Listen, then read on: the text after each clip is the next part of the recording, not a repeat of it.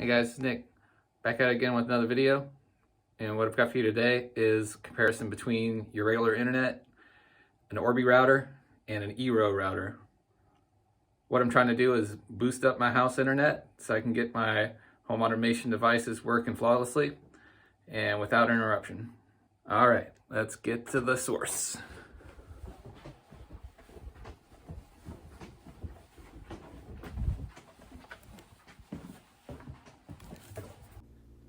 Here's my baseline router and my Orbi setup in the basement, and here are the EERO devices, the base and beacons. Slow-mo.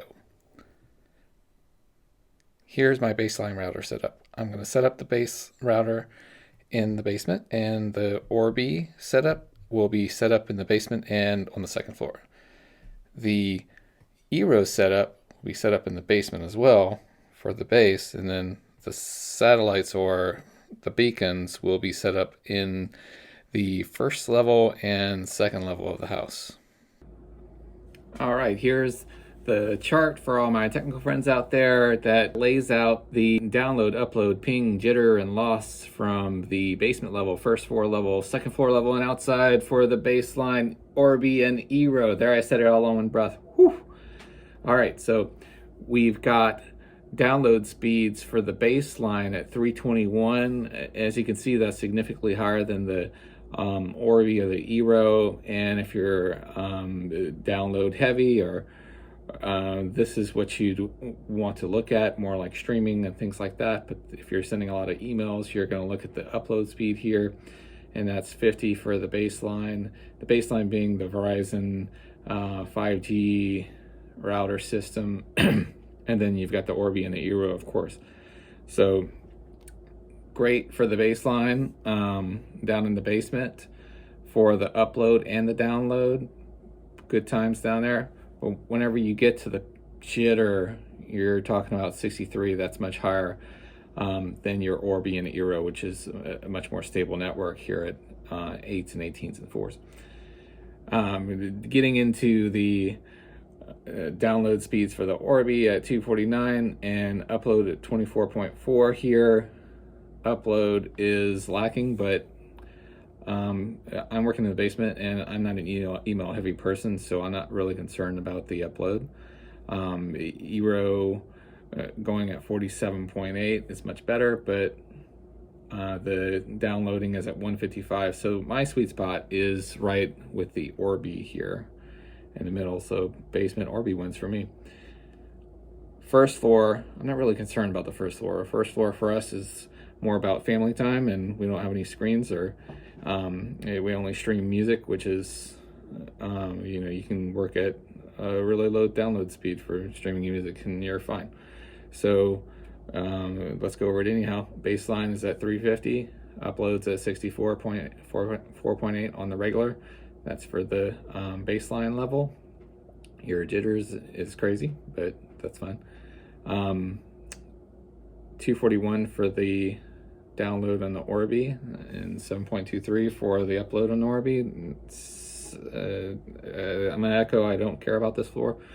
EERO is at 176 and at 36. That's pretty good for the upload. So EERO kind of wins, but I don't care about this floor, so well, actually the baseline wins, but still I don't care about this floor, because and then EERO is at 64 jitter, so whew, that's pretty high. Second floor, baseline 426 for the for regular 5G, blah blah blah, and you've got 0.08. Ouch. So we really need that boost in the second floor, because that's where one of our workspaces is. It's COVID times, and hey, we've got people working at home here. So we've got two spaces on the second floor and on the basement, and we're concerned about that baseline being at 0.08. You can't email an email, much less a file, up there without it going nuts. So we've got the Orbi system at 282 here, at 10.5 upload. That's pretty solid. Solid jitter, solid loss and ping there. And then EERO is at 207, which is not as good for the Zoom calls and the streaming and the da-da-da. And then you've got 10.5 upload, not as good as the EERO at 79.7, but you've got a lot less jitter, and we're doing mostly Zoom calls and things like that, so not sending any big files, maybe an Excel spreadsheet every now and again. Not a lot of databases or movie clips like this one, which takes a year to upload.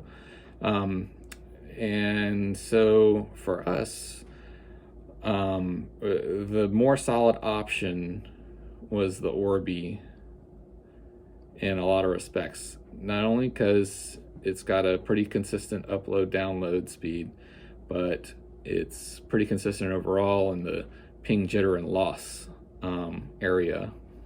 So there you go. As far as the outside goes, you've got a baseline of 17.5 and 20.3 upload, 17.5 download, 20.3 upload, and your ping, jitter, and loss is pretty decent.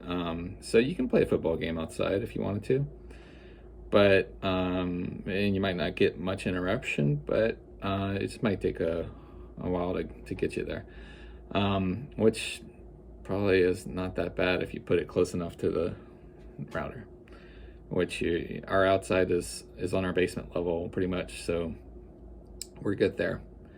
Orbi is great for the downloads, not so great for the uploads, but your ping and jitter is nominal. It's all right, you know what I mean? So we're still good there. And then your EERO is pretty lacking on the upload, but who cares whenever you're outside on the upload. Download speeds are pretty good, but there is a lot of jitter.